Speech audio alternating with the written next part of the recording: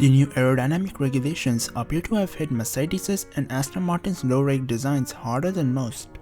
There tends to be fashionable terms in Formula 1 at the start of a new season.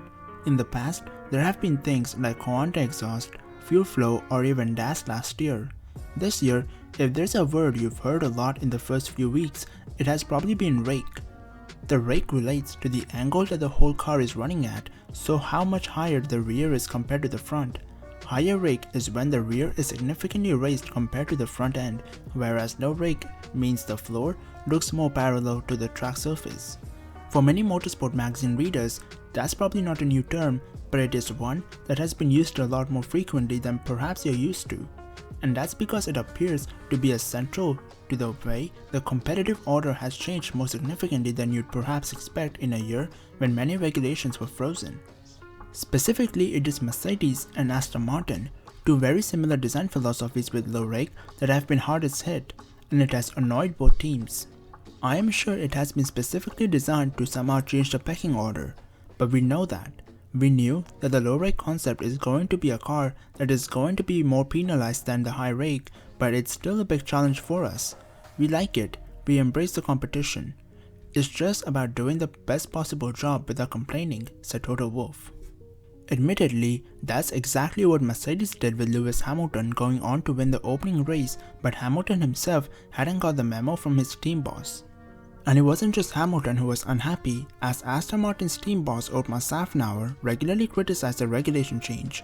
But we can sort of discard that in the sense of last year's car being an attempt to copy the Mercedes philosophy, so it was always likely to be hit in the same way.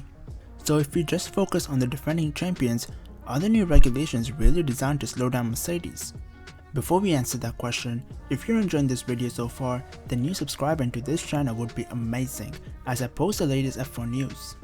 Anyways, let's answer the question. The new regulations are never going to be introduced with the intention of extending the advantage of the already dominant team, but that doesn't mean they're then an active attempt to hurt one team more than another. If 10 teams have worked to a certain set of regulations that are then largely frozen, and you introduce one area that has to be changed, it's going to impact somebody. That's just a fact. The change was introduced on safety grounds with the concern that the Pirelli tires, largely undeveloped as the 18-inch wheels and brand new cars were originally scheduled for this year, would struggle with increasingly faster cars. When Pirelli designs a tire, it has to take into account car development and the fact that over 2 seconds of performance can be found from the launch of the car to the one that races at the end of the year. If teams had then had another year of development with no technical changes introduced at all, then the fear was the existing tires, or even slightly modified ones, would not be able to cope. When you're making a change that is likely to impact on the competitive order, you surely make the one that impacts the fewest teams you possibly can. Mercedes and Aston Martin have been the two most vocal pointing to the changes, but they're also up against two power unit suppliers who have made significant changes too in the form of Ferrari and Honda.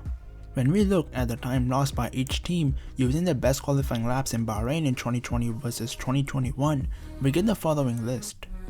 That's right, the top two teams are Ferrari powered, the next two are Honda.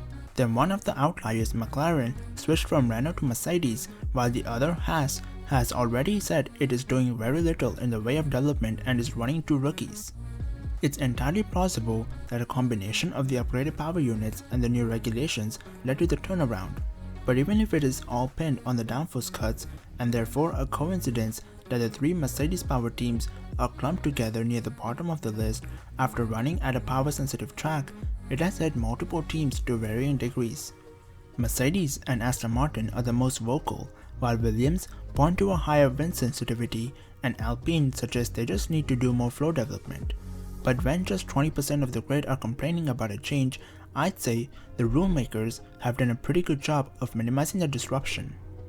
At Imola, we'll get the chance to see another comparison between a track used fairly late in 2020 and early in 2021, and some different data from all of the running we've had in Bahrain so far.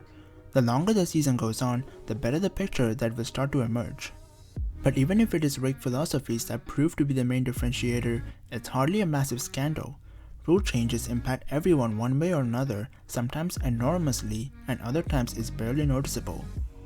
If it leads to a more competitive season with great drivers fighting it out on track in relatively equal machinery, and we're not talking about tire safety concerns, then it has been a very good change. And that's been it for this video. If you enjoyed this video, then make sure to leave a like and don't forget to subscribe.